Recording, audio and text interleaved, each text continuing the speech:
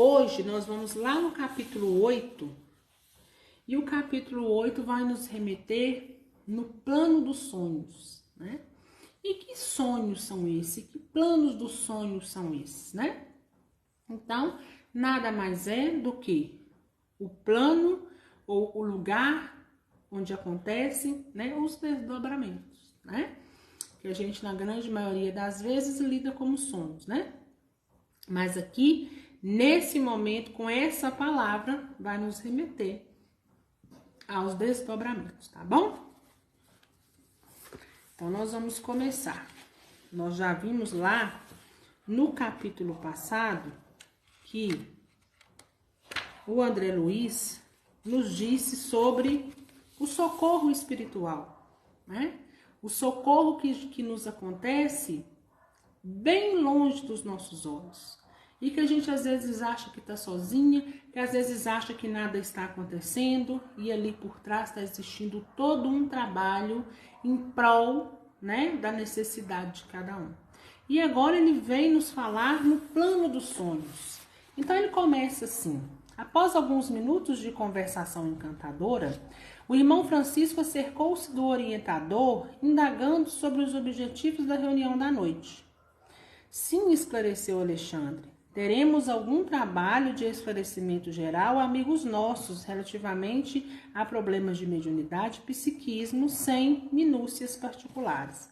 Então, a gente sabe que o irmão Francisco foi aquele que, né, junto da sua equipe também que estava na Terra, né, foi até o Alexandre e a equipe ali com o André Luiz, né, ajudar para que aquele irmão, né, pudesse conseguir vencer ainda os 2 meses que antecediam o desencarne, né? Então Francisco pergunta para Alexandre, né, quais eram os objetivos da noite para ele ali, para aquele grupo dele. E ele fala: olha, nós vamos continuar o nosso trabalho, nós temos ainda algum trabalho ao longo da noite, trabalhos relativos à mediunidade, relativos aí ao psiquismo, né? Sem muitas minúcias, sem muitas coisas particulares, né? Sem um só, mas no geral, no coletivo. Se nos permite, tornou o interlocutor, estimaria trazer alguns companheiros que colaboram frequentemente conosco.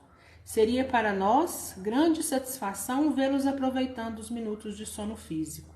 Então, o que, né, que ele vem nos dizer? Francisco vem nos dizer: olha, se você me permite, Alexandre, eu vou trazer alguns amigos que colaboram conosco durante o sono físico, né? Para que também estejam aqui conosco, vocês o conhecem, que possa aproveitar, né, também um pouco mais esses minutos de sono.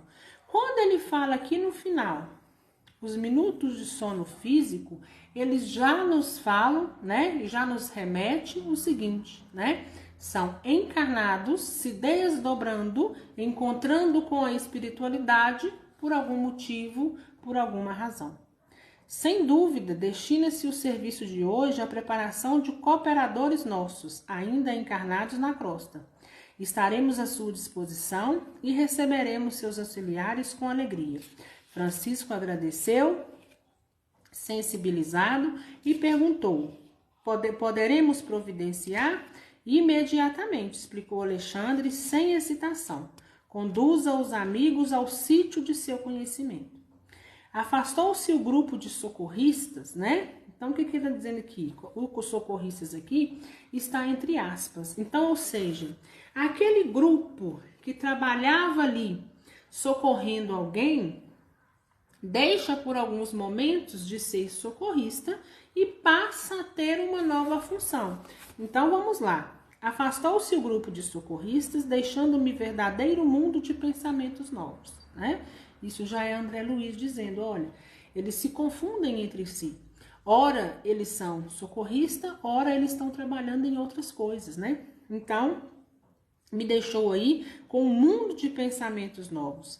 Segundo informações anteriores, Alexandre dirigia naquela noite pequena assembleia de estudiosos e assim que nos vimos a sós, explicou-me solícito. Então, ou seja, Alexandre, naquela noite, né, a gente já sabe, que dirigia, né, uma assembleia.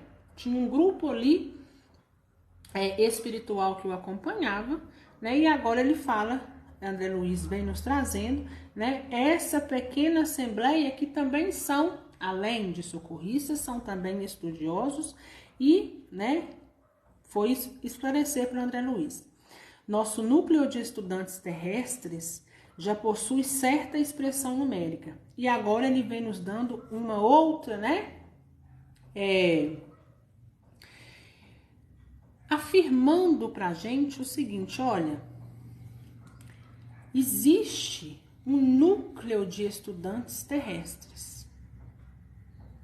Ou seja, esse núcleo de estudantes, eles são encarnados e desencarnados.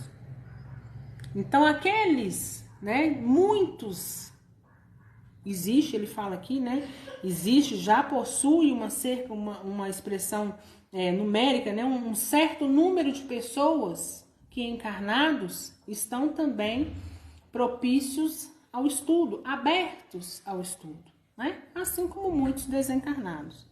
No entanto, falta-lhe determinadas qualidades essenciais para funcionar com pleno proveito. Em vista disso, é imprescindível dotar os companheiros de conhecimentos mais construtivos. E como julgasse útil fornecer-me informações pessoais destinadas à minha própria elucidação, acrescentou gentilmente. Atendendo às injunções dessa ordem, estabeleci um curso de esclarecimento metódico para melhorar a situação. Nem todos sabem valer-se das horas de sono físico para o incentivo de semelhantes aquisições, mas, se alguns lavradores mais corajosos não se dispuserem a cultivar algumas sementes a fim de iniciar-se mais tarde a cultura intensiva, jamais a comunidade ruralista alcançará a lavoura farta. Então, o que ele está nos dizendo aqui? Né? O que Alexandre está lá esclarecendo, elucidando para André Luiz?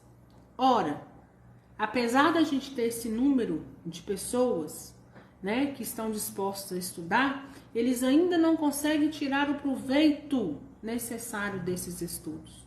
Mas, né, ainda que eles não consigam tirar o proveito necessário, a gente precisa de pessoas que ainda assim se encorajem a fazer. Porque se alguém não se encoraja a fazer, se sementes não são plantadas, como que a colheita virá? Né? Então, muitas das vezes, a gente precisa de pessoas com coragem, né? Para poder vir, para poder estudar, para trazer a palavra para a conduta, né, rotineira do cotidiano. Ainda assim, é necessário essas pessoas para que essas sementes sejam lançadas e elas possam florescer e possam dar abrigo e dar estrada, né, entrada para muito mais pessoas. E sorridente acentuou: contamos em nosso centro de estudo com número superior a 300 associados. No entanto, apenas 32 conseguem romper as teias inferiores das mais baixas sensações fisiológicas para assimilarem nossas lições. Então, olha o que ele fala. Olha, aqui no nosso centro de estudo, e agora quando ele fala centro, ele não está dizendo centro espírita de casa espírita, não. Um núcleo de estudo, né?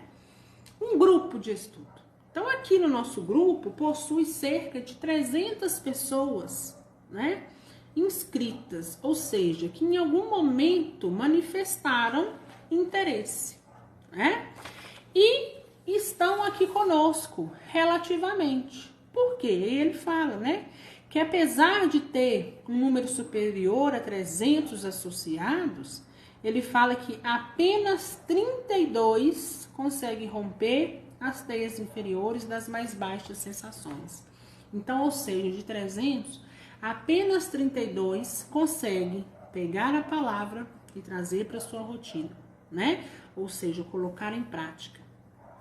E, né, a gente pega muitas das vezes, e podemos pegar a nossa lição aqui, né? Quantos que não tem aqui no nosso grupo? Embora por algum momento passaram por aqui, mas quantos, né? Que está aí disposto realmente à mudança, que está disposto a estar aqui estudando. Olha lá, né? Somos nós sempre. Então isso também acontece quando o trabalho da espiritualidade está sendo feito em momento de sono e momento de desdobramento. Mas nem por isso, né, a gente tem que deixar de fazer o nosso trabalho. Pelo contrário, a gente precisa ter ainda mais coragem, né, de jogar semente fértil, em terra fértil, para que possa florescer. E aí, quem sabe, através de um e outro, né, um vai vendo a conduta do outro, a mudança do outro, e vai conseguindo, então, o outro vai vendo e vai, né, ver que o outro está conseguindo trilhar o melhor caminho. Quem sabe não se adere, né, à ideia. E não é somente a ideia da questão espírita, não, né? Quando a gente fala isso aqui, a gente fala em seguir os passos de Jesus. Seja lá onde for que a pessoa tiver a fé. Seja lá onde for que a pessoa está, né, possa estar mais à vontade, possa ter mais afinidade. É pouco, é escasso. E noites se verificam em que mesmo alguns desses quebram os compromissos assumidos, atendendo às seduções comuns, reduzindo-se ainda mais a frequência geral. Então, olha o que ele fala. Nós somos um grupo de 300, mais de 300.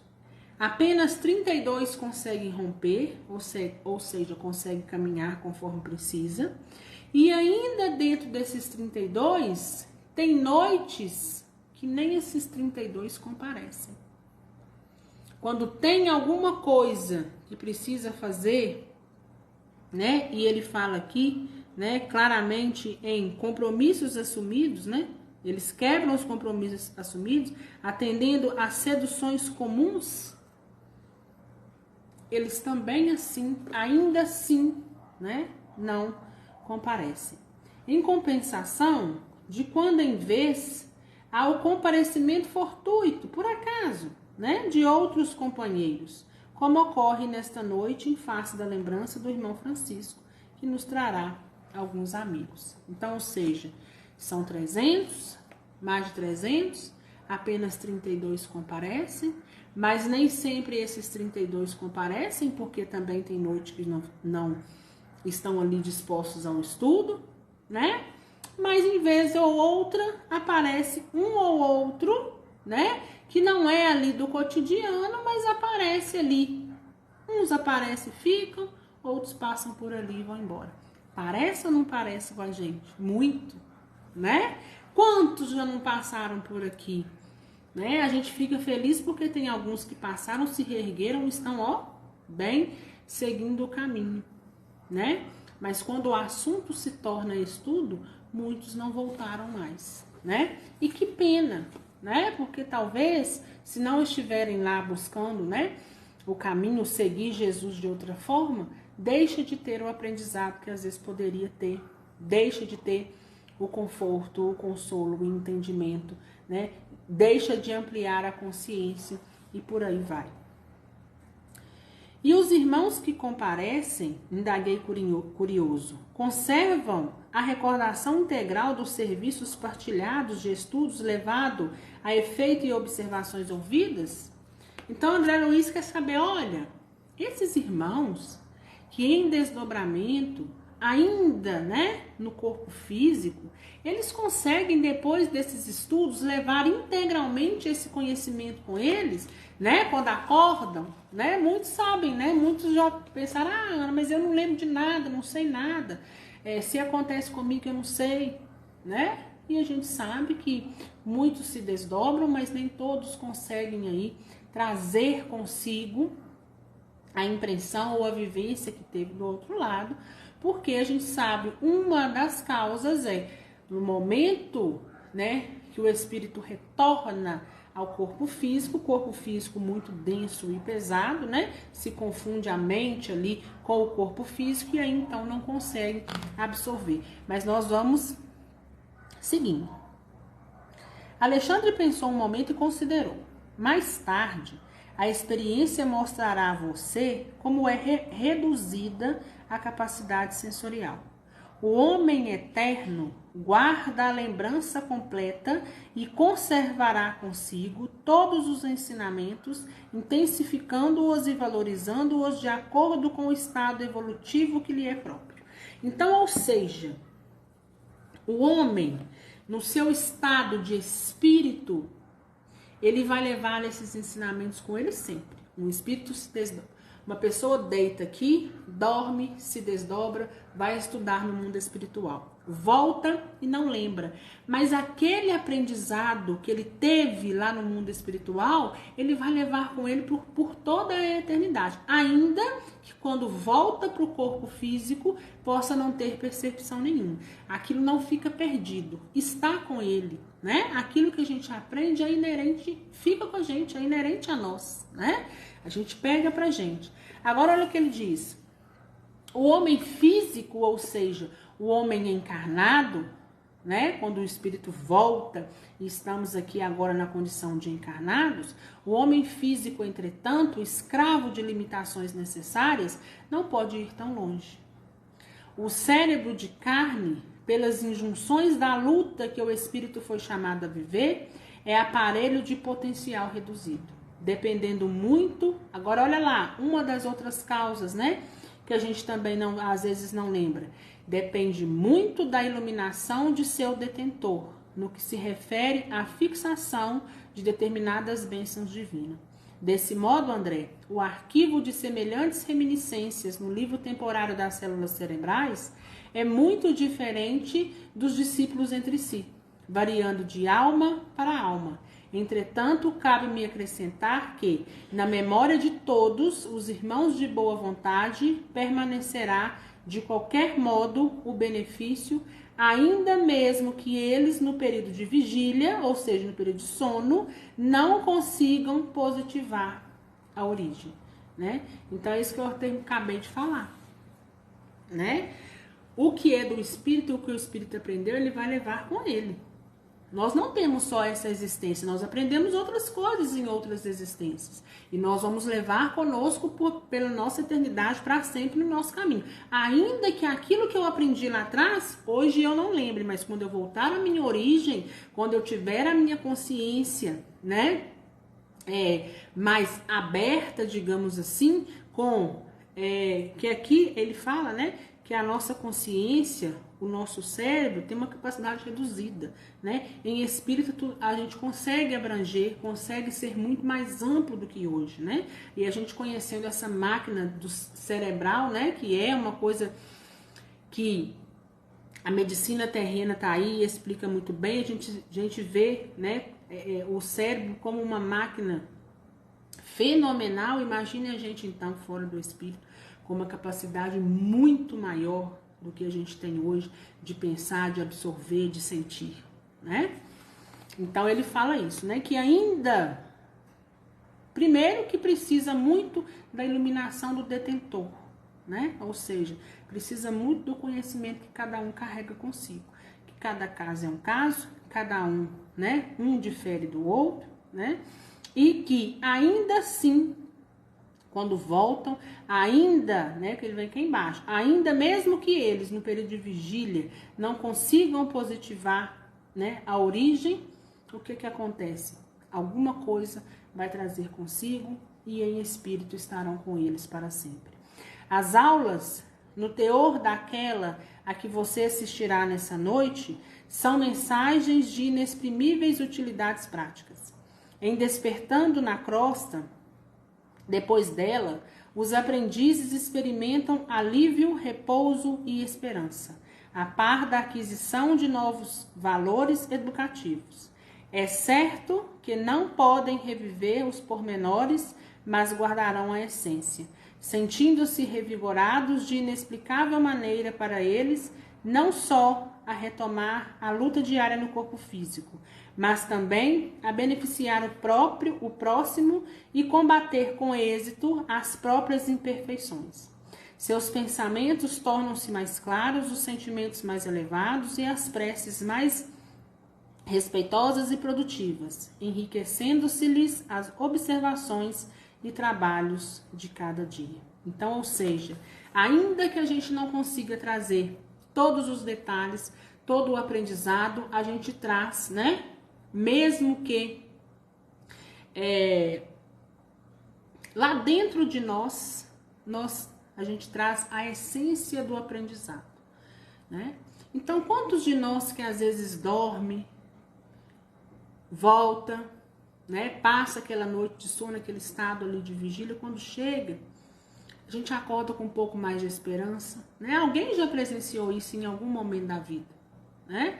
Acorda com um pouco mais de esperança, com uma vontade a mais de lutar por algo, né? Com um olhar diferenciado para o próximo, entendendo um pouco da situação que passa à sua volta, ou seja, mais consciente das situações, né? Então, às vezes, nós adormecemos, né? A gente sabe que o espírito, ele não precisa de descanso, né? Então, ele vai para muitos lugares, na maioria das vezes, aprender, né? E volta com a essência dos aprendizados, né? Não volta com ele completo, lúcido, mas lá dentro de nós, no nosso inconsciente, a gente sabe de toda a essência.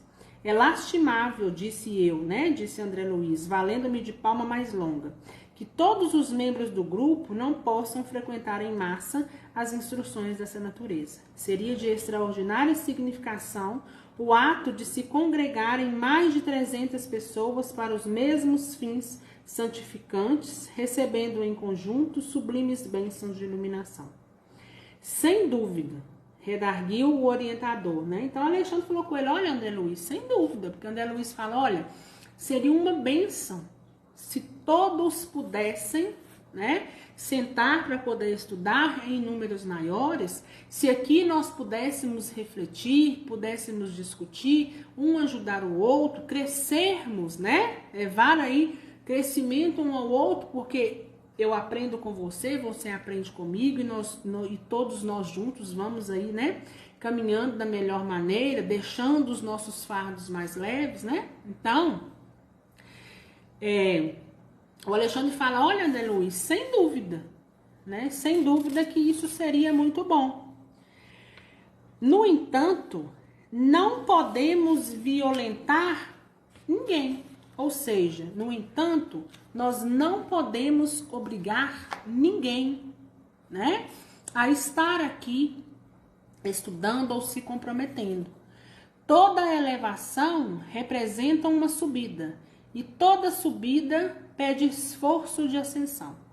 Se os nossos amigos não se aproveitam da força que lhes é peculiar, se menosprezam os seus próprios direitos divinos, por olvidarem e por vezes detestarem os sagrados deveres que o Pai lhes confiou, como operar eles se constitui lei primordial da vida a realização divina e eterna para cada um de nós?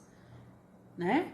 Então, o que Alexandre vem falar aqui para André Luiz, né? Cada um precisa fazer a sua parte, né? Eu não posso obrigar ninguém a fazer a parte dela, mas também para que ela possa subir, para que ela possa expandir a consciência, exige dela esforço de ascensão, que é o quê? Que é estudar, que é procurar entender, que é procurar a palavra, que é colocar no seu dia a dia, né? Então é necessário. A observação era profunda e indiscutível. A esse tempo, defrontáramos vasto edifício que impressionava pelas linhas modestas, embora transbordantes de luz. Vamos agora ao trabalho, convocou Alexandre. Mas, objetei por minha vez, argumentei, não se efetuarão as aulas na sede do agrupamento onde se processam os serviços a seu cargo? Então, olha o que André Luiz pergunta para Alexandre. Uai, os trabalhos, os serviços não vão ser feitos lá na sede, onde você tem costume de fazer, onde você tem costume de ajudar, né? Talvez lá naquela casa espírita lá do começo, não vão ser feitos lá os trabalhos, né? E ele responde: se o trabalho fosse puramente consagrado a entidades, a espíritos libertos do corpo material, poderíamos desenvolver os nossos esforços ali mesmo com maior êxito. Mas no presente caso, deveremos atender a irmãos ainda encarnados que vêm até nós em condições especialíssimas e precisamos aproveitar os recursos magnéticos dos amigos que ainda se encontram igualmente em luta na Terra. Então, o que André Luiz ouviu, né, de Alexandre? Olha, se nós fôssemos trabalhar com espíritos desencarnados, livres do corpo físico, livres da matéria, nós poderíamos fazer nosso trabalho na sede, onde a gente sempre desempenhou nosso trabalho. Só que hoje é um caso específico, né? É um caso seguinte, os nossos trabalhos hoje vão ser direcionados com pessoas que estão encarnadas. São casos especiais que estão necessitando de ajuda. E essas pessoas, esses espíritos, né, que estão encarnados, mas agora em espírito e em desdobramento, eles precisam de ajuda, e essa ajuda que nós vamos, às vezes, levar até eles, através do estudo, ou nós vamos ver aqui mais adiante, eles vão necessitar do magnetismo de outros irmãos que também estão encarnados. Então, ou seja, né? Ajuda de encarnado para encarnado, com auxílio de quê? Da espiritualidade amiga, né? Então, com certeza, eles precisam de quê? De matéria densa, pesada da terra, matéria nossa, né? Então, eles vão mediar, mas é um ajudando o outro, encarnado para desencarnado. E chegados diante da porta de entrada, onde se movimentava grande número de companheiros do nosso plano, o instrutor explicou: temos aqui uma nobre instituição espiritista a serviço dos necessitados, dos tristes, dos sofredores. O sagrado espírito de família evangélica permanece vivo nesta casa de amor cristão que o espiritismo ergueu, por intermédio de uma venerável missionária do Cristo. Nossos trabalhos se desdobrarão aqui com mais eficiência, relativamente aos fins a que se destinam. Então, ou seja, os trabalhos agora são feitos onde? Em uma residência, né? Aonde existe ali uma pessoa, um encarnado, né? Que aqui nos fala, né? Uma família, né? Existe uma família evangélica, né? Onde é uma casa de amor cristão que o espiritismo ergueu, né? Então, ou seja, ali tem luz, ali tem oração, ali tem fé. Como é interessante, acentuei e falei, o fato de necessitarmos dos ambientes domésticos para a instrução dos companheiros encarnados. Sim, comentou Alexandre com elevada sabedoria. Você não pode esquecer que grandes ensinamentos do próprio mestre foram ministrados no seio da família, né? Então, ou seja, muitas das vezes Jesus foi estudar, foi levar a palavra. Jesus muitas das vezes operou milagre, muitas das vezes, né? Jesus colocou um ponto de fé no outro, né? Onde a própria fé do outro operou milagre, e muitas dessas vezes foram onde? Foram em casas, né? Ele fala aqui que foi no âmbito familiar. A primeira instituição visível do cristianismo foi o lar pobre de Simão Pedro em Cafarnaum. Uma das primeiras manifestações de Nosso Senhor diante do povo foi a multiplicação das alegrias familiares numa festa de núpcias, em pleno aconchego do lar. Muitas vezes visitou Jesus as casas residenciais de pecadores confessos, acendendo novas luzes nos corações.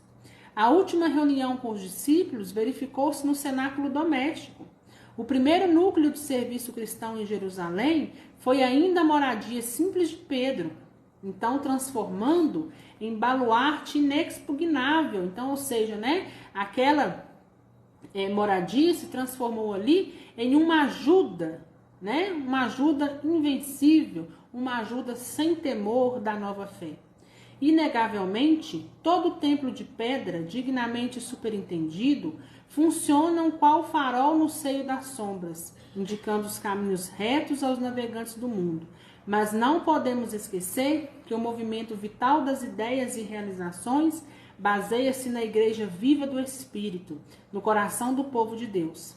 Sem adesão do sentimento popular na esfera da crença vivida no âmago de cada um, qualquer manifestação religiosa reduz-se a mero culto externo. Então, o que ele está dizendo aqui? Olha, se a gente, né, se a igreja ou uma casa espírita, ou seja lá o que for, onde está levando, né, o nome de Jesus para seguir os passos de Jesus, se essa igreja, se essa casa, se esse templo não for viva no Espírito, ela se reduz a mero culto externo, ou seja, de nada adianta, né? Se a gente não estiver ali de espírito, não só de corpo, mas de alma, exercendo a nossa fé, de nada adianta estarmos ali. Por isso mesmo, André, no futuro da humanidade, os templos materiais do cristianismo estarão transformados em igrejas-escola, igrejas orfanatos, igrejas hospitais, onde não somente o sacerdote da fé veicule a palavra de interpretação, mas onde a criança encontre arrimo e esclarecimento, o jovem a preparação necessária para as realizações dignas do caráter e do sentimento, o doente o remédio salutar, o ignorante a luz, o velho o amparo e a esperança. O espiritismo evangélico é também o grande restaurador das antigas igrejas apostólicas, amorosas e trabalhadoras. Seus intérpretes fiéis serão auxiliares preciosos na transformação dos parlamentos teológicos em academias de espiritualidade, das catedrais de pedra em lares acolhedores de Jesus.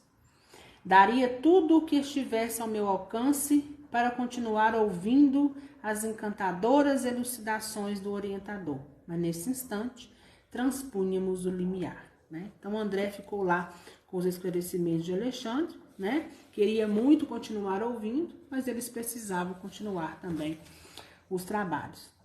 Verifiquei que faltava apenas 5 minutos para 2 horas da madrugada. Pelo grande número de entidades que vieram céleres ao nosso encontro, percebi que havia enorme interesse em torno da palestra instrutiva da noite. Não se achavam presentes apenas os aprendizes ligados ao esforço de Alexandre em sentido direto, mas também outros amigos trazidos até ali por afeiçoados do plano espiritual. Então, olha aí, a espiritualidade trabalhando incessantemente, né? Não estavam ali somente, né, quando ele fala, não estava ali somente aqueles, né, que estavam ligados ao esforço de Alexandre, mas haviam também outros trazidos, né, outros espíritos agora, né, espíritos encarnados em desdobramento, foram ali levados, e lá no final, olha lá, por afeiçoados do plano espiritual. Então, quem são esses afeiçoados do plano espiritual? Né? Pode ser um amigo, pode ser seu pai, pode ser sua mãe, pode ser seu irmão, pode ser seu primo, né? Pode ser aquele que foi seu esposo ou sua esposa, tentando o quê? Te colocar no local para poder assistir algo que te dê uma luz na sua caminhada, né? Então, embora a gente ache que a gente não está para lugar nenhum, olha que a gente está aí, às vezes juntos dos nossos, nos levando para um lugar onde vai abranger a nossa consciência, onde vai ajudar no nosso desenvolvimento. Verifiquei, acercou-se de nós com mais intimidade, pequeno grupo de companheiros, destacando-se em um deles, que conversou com Alexandre de maneira mais significativa. Ainda não chegaram todos? Indagou o instrutor com interesse efetivo após trocarem as primeiras impressões. Percebi claramente que se referia aos irmãos encarnados que deveriam comparecer na cota de frequência do grupo de que era ele um dos diretores espirituais. Então, olha lá, né? Ele está dizendo, ainda não chegaram todos, ainda falta 5 encarnados que eram para estar ali e ainda não tinham chegado. Faltam-nos apenas 2 companheiros, ele estudou interpelado. Até o momento, Vieira e Marcondes ainda não chegaram. Urge iniciar os trabalhos, exclamou Alexandre sem afetação. Devemos terminar a tarefa às 4 horas no máximo. E mostrando o singular interesse de amigo, acrescentou. Então, ou seja, né?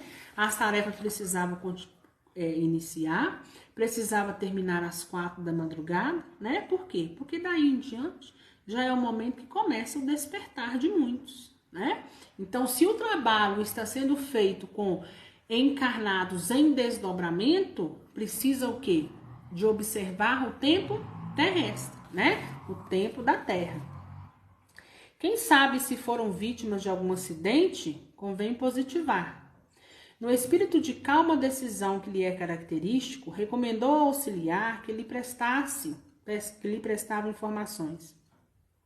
Sertório, enquanto vou ultimar algumas providências para as instruções da noite, observe o que se passa. Então, ou seja, enquanto, né, eu vou dar andamento aqui para que as coisas aconteçam, certifique-se do que aconteceu para que esses 2 faltantes não estivessem aqui, né? A espiritualidade muito exata, né, em saber quem participa do grupo, de quem está onde, quem está estudando, que tema precisa ter, quem que está absorvendo, quem foi, quem não foi e o porquê de não foi, né? Respeitoso, o subordinado interrogou. Caso estejam os nossos irmãos sob a influência de entidades criminosas, como deve proceder?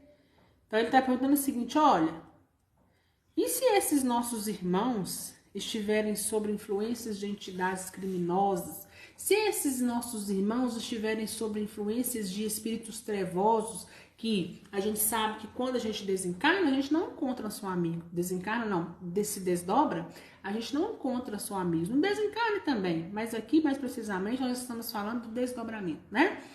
Nós encontramos amigos e inimigos, né? Principalmente aqueles inimigos que sabem quem nós somos e já acharam, né, a nossa essência, ou seja, você em espírito agora está em carne, está nesse formato, mas em espírito eu sei muito bem quem você é, né? Eu sei as arestas que nós temos que reparar. E pelo estado que eles estão ainda, né, sem entendimento nessas zonas densa e pesada, cultivando aí vingança, cultivando ódio e rancor, eles ainda continuam aí nos nossos pés, né? Querendo aí acertar as contas. E aí ele pergunta, né?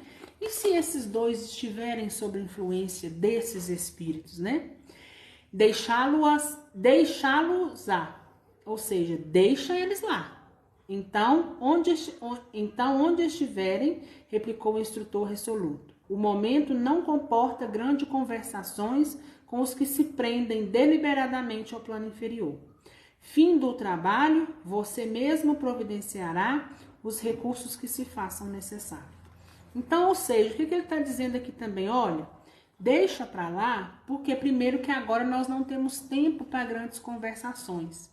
E outra coisa, a gente sabe que a gente encontra os nossos inimigos, sabe, né? Mas a gente sabe também que se nós estamos em pensamento elevado, se nós estamos com os nossos entendimentos em dia, é muito difícil que, embora os nossos inimigos saibam onde estamos e saibam quem somos, é muito difícil de que deles nos atingir.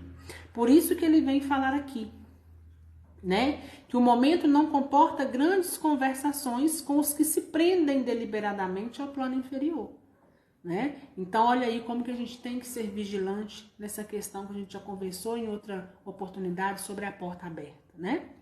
Dispunha-se o mensageiro a partir quando o orientador, percebendo-me o ardente interesse em acompanhá-lo, acrescentou: se deseja, André, pode seguir colaborando com o emissário em serviço. Sertório terá prazer em sua companhia. Ou seja, né? André Luiz estava todo curioso para saber o que aconteceu com esses dois, né? Agradeci extremamente satisfeito e abracei o auxiliar de Alexandre, que me sorriu acolhedoramente. Saímos. Era indispensável atender o mandado com presteza. Todavia, satisfazendo minha curiosidade, Sertório explicou generoso. Quando encarnados na crosta, não temos bastante consciência dos serviços realizados durante o sono físico. Contudo, esses trabalhos são inexprimíveis e imensos. Se todos os homens prezassem seriamente o valor da preparação espiritual diante de semelhante gênero de tarefa, certo efetuariam as conquistas mais brilhantes nos domínios psíquicos, ainda mesmo quando ligados aos envoltórios inferiores. Infelizmente, porém, a maioria se vale inconscientemente do repouso noturno para sair a caças de emoções frívolas ou menos dignas. Relaxam-se as defesas próprias e certos impulsos longamente sopitados durante a vigília. Extravasam em todas as direções por falta de educação espiritual verdadeiramente sentida e vivida. Interessado em esclarecimento completos, indaguei. Entretanto, isso ocorre com aprendizes de cursos avançados do espiritualismo?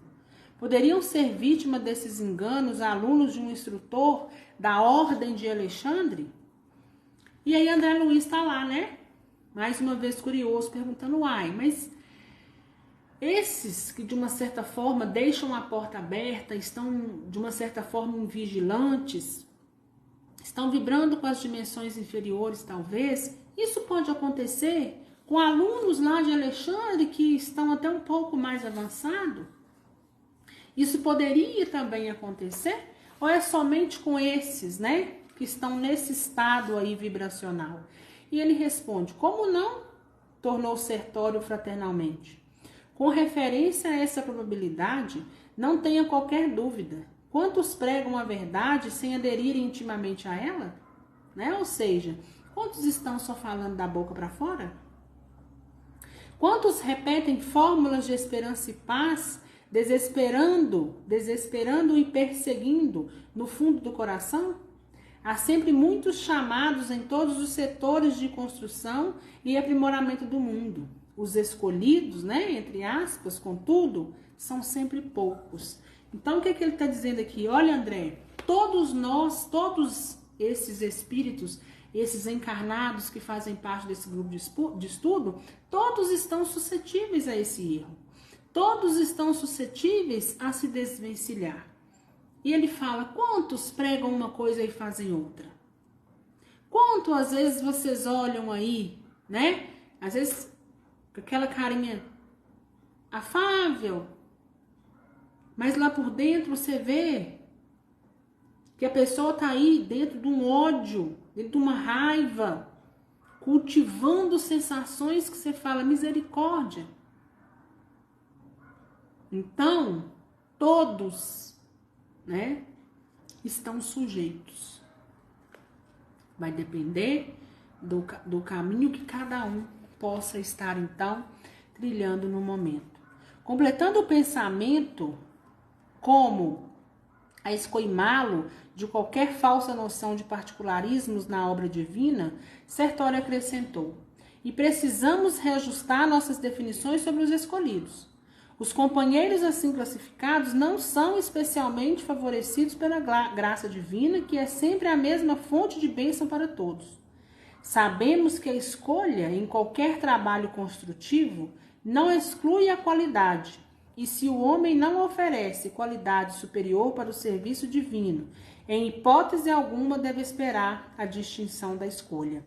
Inefere-se, pois, que Deus chama todos os filhos à cooperação em sua obra augusta, mas somente os devotados, persistentes, operosos e fiéis constroem qualidades eternas que os tornam dignos de grandes tarefas. E, reconhecendo-se que as qualidades são frutos das construções nossas, nunca poderemos esquecer que a escolha divina começará pelo esforço de cada um. Então, ou seja, todos nós, né, somos chamados a nos melhorarmos, a expandir a nossa consciência, né? Ninguém é privilegiado, mas as coisas devem ser feitas da maneira correta, como assim deve ser, né? E ele vem falando pra gente aqui no final, que a gente não pode esquecer, né? Que a escolha divina, Deus vai te escolher, você vai ser escolhido para estar ali nessa ou naquela missão, de acordo com o esforço que você tem, né? Então, ou seja, até mesmo numa graça que a gente quer alcançar, a gente alcançará quando Deus perceber que o nosso esforço, o nosso entendimento e a nossa consciência acerca daquele assunto é suficiente, né? Nem é necessário, é suficiente para que aquilo então aconteça. Porque de nada adianta nos acontecer as coisas se nós não temos consciência, se nós já não chegamos a um certo entendimento, né? De nada adiantaria. A tese do companheiro era asaz interessante e educativa, mas havíamos atingido pequeno edifício em frente do qual Sertório se deteve e falou. É a residência de Vieira. Vejamos o que se passa. Então, ou seja, um deles, né, que já não que precisava estar lá naquele grupo de estudo, né, que a gente nem imaginava que poderia ter, né, durante o nosso sono, ele chega até a casa de um e fala, olha, aqui é a casa do Vieira, né, vamos entrar e vamos ver o que está acontecendo. Acompanhei-o em silêncio. Em poucos instantes, encontrávamos dentro do quarto confortável, onde dormia um homem idoso, fazendo ruído singular. Via-se-lhe perfeitamente o corpo perispíritico, unido à forma física, embora parcialmente desligados entre si. Então, ou seja, esse Vieira já era um idoso, estava ali dormindo, né? O corpo perispiritual estava ali bem próximo, né, do corpo físico, porém, né, estava desligado ali do outro, né? Desligado, a gente sabe, né, que é desligado quando se dorme, né? A gente sabe que existe o fio prata, o cordão prata, não é desligado de desencarne. Estavam ali, um sobre o outro, né? Mas não estavam, não tinha junção, estava ali um pouquinho acima do outro. Então, vamos lá. Ao seu lado, permanecia uma entidade singular. Então, ou seja, ao seu lado permanecia um espírito único, trajando vestes absolutamente negras. Então, ou seja, ali, junto com esse Vieira, estava um espírito característico de zonas densas e pesadas, de zonas umbralinas, né? Notei que o companheiro adormecido permanecia sobre impressões de dolorosos pavor. Gritos agudos escapavam-lhe da garganta, sufocava-lhe angustiadamente, enquanto a entidade escura fazia gestos que eu não conseguia compreender. Então, ou seja, ele não conseguiu ir até o estudo aquela noite porque ele estava sob influência de um espírito trevoso. E André Luiz diz que ele fazia gestos que naquele momento era incompreensível para ele, ele não conseguia compreender. Sertório acercou-se de mim e observou. Vieira está sofrendo um pesadelo cruel, indicando a entidade estranha. Creio que ele terá atraído até aqui o visitante que o espanta. Com efeito, muito delicadamente, o meu interlocutor começou a dialogar com a entidade de luto. Então, ou seja, o Sertório começou a conversar com aquele espírito que estava ali. O amigo é parente do companheiro que dorme? Não, somos conhecidos velho. É muito impaciente, acentuou. E muito impaciente, acentuou. Hoje à noite, Vieira me chamou com as suas reiteradas lembranças e acusou-me de faltas que não cometi, conversando levianamente com a família. Isso, como é natural, desgostou-me. Então, olha lá. Eles eram velhos conhecidos. Ele disse que durante o dia, o Vieira, de uma certa forma, né, o invocava ou falava nele. Olha aí a importância do pensamento que você tem num espírito desencarnado, né? Chega como acender e o apagar de uma luz. E ele fala o seguinte: olha, coisas que eu não fiz a ele, e com isso eu me desgostei. Então prova o quê? Que ele é um espírito que sem entendimento, né? Está ali sem socorro, está numa zona mais densa, mais pesada. E por isso vem com esse instinto, né? De raiva, de ódio, de vingança. Não bastará o que tenho sofrido depois da morte? Ainda precisarei ouvir falsos testemunhos de amigos maledicentes? Não poderia esperar dele semelhante procedimento em virtude das relações afetivas que nos uniram às famílias desde alguns anos. Vieira foi sempre pessoa de minha confiança. Em razão da surpresa, deliberei esperá-lo nos momentos de sono, a fim de prestar-lhe os necessários esclarecimentos. O estranho visitante, todavia, fez uma pausa, sorriu irônico e continuou. Entretanto, desde o momento em que me pus a explicar-lhe a situação do passado, informando-lhe o quanto aos verdadeiros móveis de minha iniciativa e resoluções na vida carnal, para que não prosseguisse caluniando o nome, embora sem intenção, Vieira fez este rosto de pavor que estão vendo e parece não desejar ouvir as minhas verdades. Então, olha, veja bem, olha como está aí os dois presos lá nas situações do passado, né? E o outro, embora desencarnado, não deixa essas impressões de lado, né? Vem trazendo isso, querendo satisfações do que fez, do que deixou de fazer, e está desencarnado. O que isso vai adiantar agora?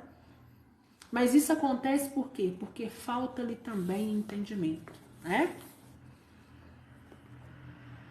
Interessado nas lições novas, aproximei-se do amigo cujo corpo descansava em posição horizontal e senti-lhe o suor frio ensopando os lençóis. Não revelava compreender convenientemente o auxílio que lhe era trazido, fixando-nos com estranheza e ansiedade, intensificando ainda mais os gemidos gritantes que se lhe escapavam da boca. Ou seja, ele estava ali vivendo um verdadeiro pesadelo, né? E esse pesadelo não era pesadelo, né, da cabeça, coisa, né? Era pesadelo, era esclarecimentos, era um tirando satisfação com o outro, agora os dois em espírito, né? Sentindo a silenciosa reprovação do sertório, o habitante das zonas inferiores dirigiu-lhe a palavra de modo especial.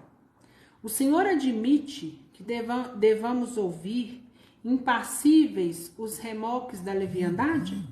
Não será passível de censura e punição o amigo infiel que se vale das imposições da morte para caluniar e deprimir, né? O espírito estava lá nervoso, né? Estava bravo lá. Se Vieira sentiu-se no direito de acusar-me, desconhecendo certas particularidades dos problemas de minha vida privada, não é justo que me tolere os esclarecimentos até o fim? Então, ou seja, se ele falou o que ele quis, me caluniou durante todo o tempo, ele agora também não tem que me escutar? Não sabe ele, acaso, que os mortos continuam vivos? Ignorará, porventura, que a memória de cada companheiro deve ser sagrada? Ora esta, eu mesmo já lhe ouvi em minha nova condição de desencarnado, longas dissertações referentes ao respeito que devemos uns aos outros.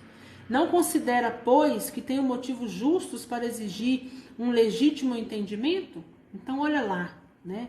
Embora já desencarnado, embora o outro, porque se fosse um espírito socorrido, ele não daria importância para isso, né? Porque tem entendimento, porque sabe da condição do outro, que às vezes está um pouco inferior, está um pouco sem entendimento, né? Mas embora o outro Vieira ainda tenha um pouquinho de entendimento, está ali, né? Às vezes a gente não sabe nem é se por vontade própria, se é por invigilância mesmo, a gente, né? está ali com um desencarnado na mesma condição, né? No mesmo estado vibracional. Enquanto um fala, o outro tá lá querendo, né, tirar satisfação, o outro tá lá querendo saber o que aconteceu, o outro quer que o outro escute a qualquer custo, né? Ou seja, acertando as contas, né, de uma certa forma. O interpelado esboçou um gesto de complacência e observou: talvez esteja com a razão, meu caro. Entretanto, creio deva desculpar seu amigo. Como exigir dos outros conduta rigorosamente correta, se ainda não somos criaturas irrepreensíveis? Tenha calma, sejamos caridosos uns para com os outros. E enquanto a entidade se punha a meditar nas palavras ouvidas, Sertório falou-me em tom discreto: Vieira não poderá comparecer esta noite aos trabalhos. Não pude reprimir a má impressão que a cena me causava, e talvez porque eu fizesse um olhar suplicante, advogando a causa do pobre irmão, quase a desencarnar-se de medo, o auxiliar de Alexandre prosseguiu: Retirar violentamente a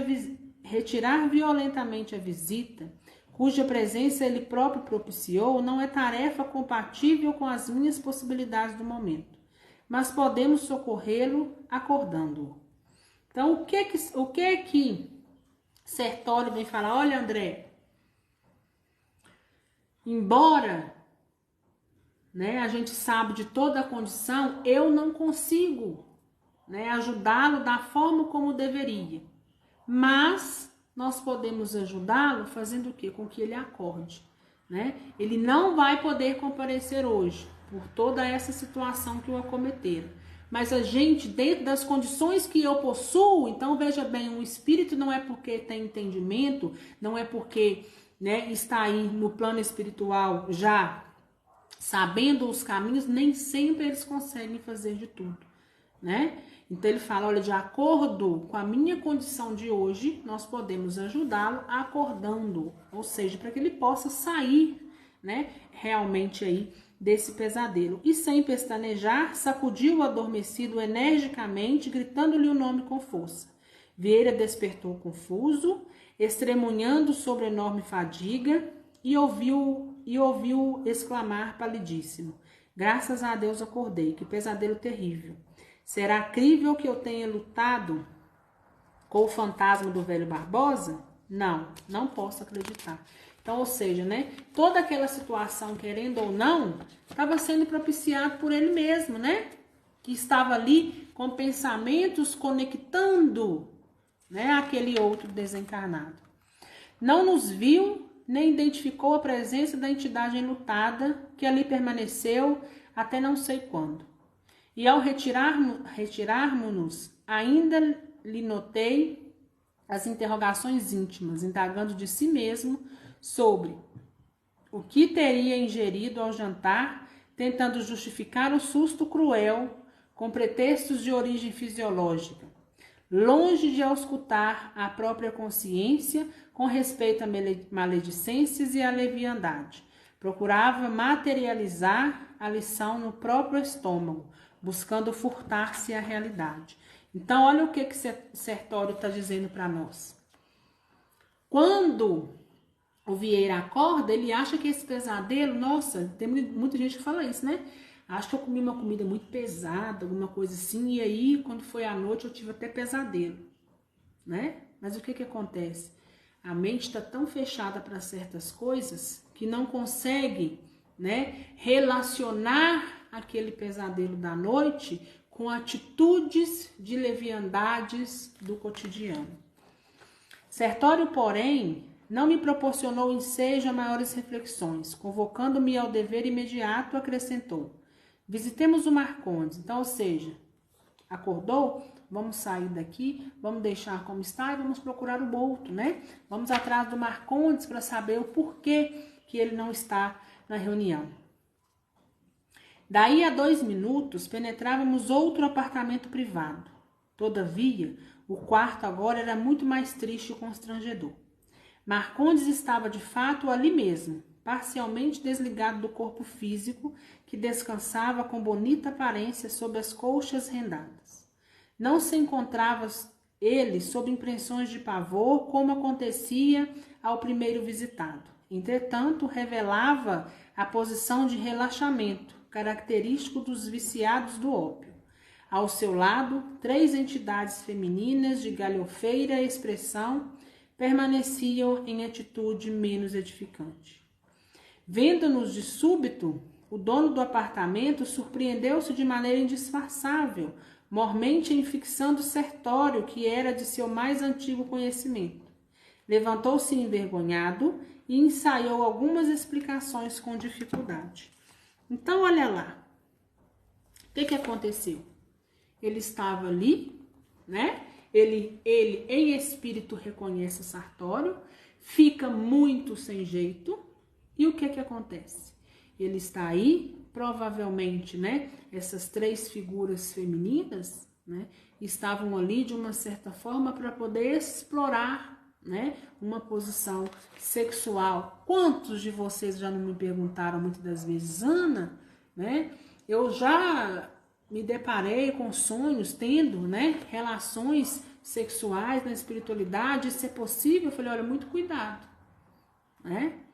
Muito cuidado com essa questão, muito cuidado com o que você está alimentando, porque entidades, espíritos trevosos, né, que estão na mesma condição.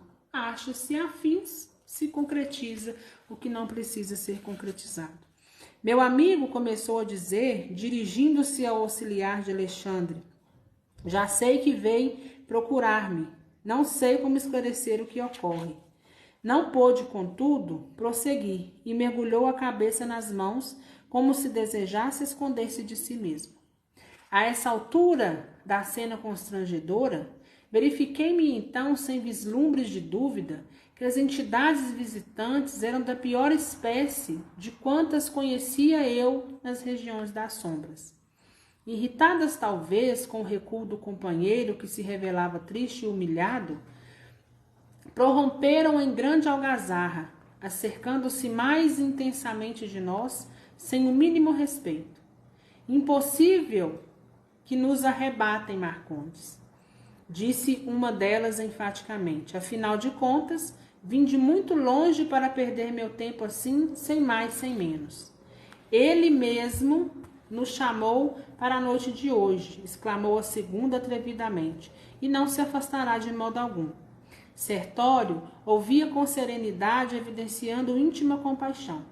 A terceira entidade, que parecia reter instintos inferiores mais complexos, aproximou-se de nós com terrível expressão de sarcasmo e falou, dando-me a entender que aquela não era a primeira vez que Sertório procurava o sítio para os mesmos fins e nas mesmas circunstâncias. Então, ou seja, não era a primeira vez que ele estava ali, né, diante daquela situação. Os senhores não passam de intrusos. Marcondes é fraco, deixando-se impressionar pela presença de ambos. Nós, todavia, faremos a reação. Não conseguirão arrancar-nos o predileto. E gargalhando, irônica acentuava. Também temos um curso de prazer. Marcondes não se afastará. Contrariamente aos meus impulsos, Sertório não demonstrava a mínima atenção. As palavras e expressões daquela criatura, porém, irritavam-me. Ao meu lado, o auxiliar de Alexandre mantinha-se extremamente bondoso. Então, ou seja, né, André Luiz, a gente vê o estado, né, ainda diferente de André Luiz com Sertório. André Luiz, quando escutava todas aquelas palavras, via tudo o que estava acontecendo, sentia raiva daquilo tudo, né? E Sertório se mantinha calmo, se mantinha sereno diante da situação. A própria vítima permanecia humilde e triste. Por que semelhantes insultos? Ia responder alguma coisa no sentido de esclarecer o caso em termos precisos, quando Sertório me deteve. André, contenha-se. Um minuto de conversação atenciosa com as tentações provocadoras do plano inferior pode induzir-nos a perder um século. Em seguida, Com invejável tranquilidade, dirigiu-se ao interessado, perguntando, sem espírito de censura: Marcondes, que contas darei hoje de você, meu amigo? O interpelado respondeu lacrimoso e humilhado: Ó Sertório, como é difícil manter o coração nos caminhos retos. Perdoe-me.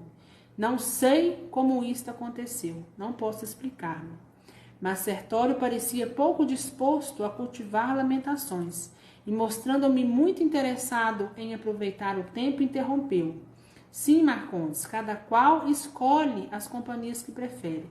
Futuramente você compreenderá que somos seus amigos leais e que lhe desejamos todo o bem. Ou seja, né? Se hoje ele não compreende isso, um dia ele vai compreender. Mas ele não estava ali obrigando a ele em momento algum a pensar diferente, né? Despejaram as mulheres nova série de frases ridicularizadoras. Marcondes começou de novo a lastimar-se, mas o mensageiro de Alexandre, sem hesitar, tomou minha mão e regressamos à via pública. Voltemos imediatamente, disse ele decidido. E em que ficamos? Indaguei. Não vai acordá-lo? Não. Não podemos agir aqui do mesmo modo. Marcondes deve demorar-se em tal situação para que amanhã a lembrança desagradável seja mais duradoura, fortificando-lhe a repugnância pelo mal. Que fazer então? Indaguei espantado. Diremos ao nosso orientador o que ocorre, redarguiu Sertório calmamente. É o que nos cabe levar a efeito. E, sintetizando longas considerações que poderia expender relativamente ao assunto, frisou: Por agora, André, chama-nos o dever mais alto, no campo de nossa jornada para Deus.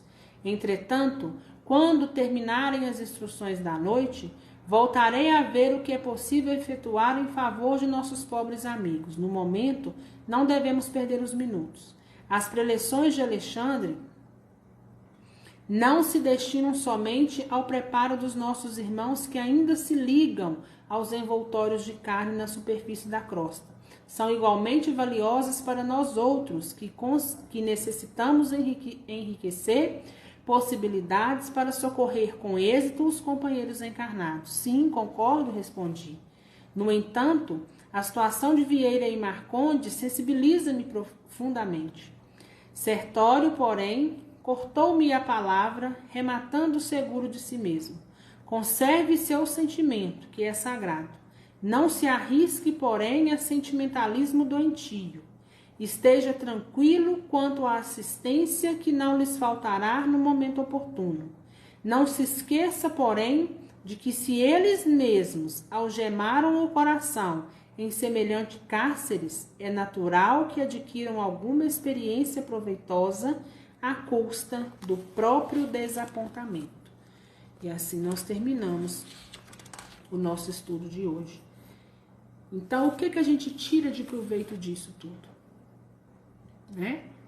Se nós próprios, usando o nosso livre-arbítrio, estamos nos algemando, estamos aí nos enlaçando com aquilo que não deve, com o caminho que não precisa ser percorrido, a espiritualidade amiga vai respeitar o nosso livre-arbítrio sempre. E a gente sabe que cada ato é uma consequência. E dessas consequências, eles esperam que sejam consequências duras, pesadas ou não, nós possamos tirar proveito, nós possamos, então, através dela, passar por coisas desagradáveis que vai nos endireitar e nos colocar no momento certo. Então, depende de cada um de nós o caminho aonde nós estamos trilhando, né? E a espiritualidade amiga não vai forçar jamais. Ela vai procurar saber, ela vai tentar ajudar.